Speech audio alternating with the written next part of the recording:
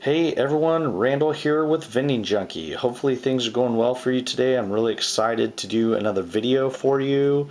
And if you have a claw machine question or skill crane question, please post it in the comments below or private message me and I'll be happy to contact you and we could get together and fixing your crane.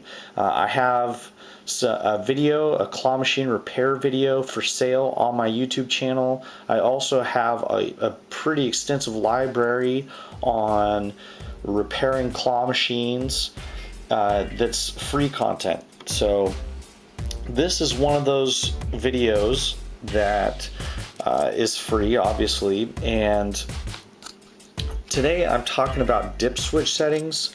And a lot of people ask how to make adjustments to their skill crane.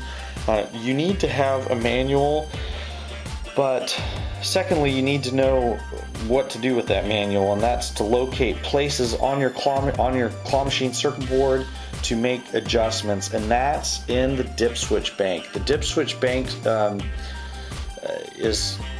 there could be one bank. This is a dip switch bank right here. Bank of dip switches. This particular United Textile skill crane has two banks, bank 1 and bank 2. And so these are all the different adjustments that could be made.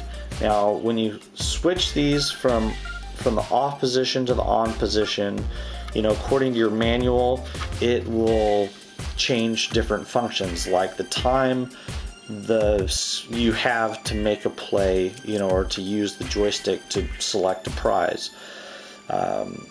So also the cost per play, sometimes functions of the lights, attraction sound, those kinds of things.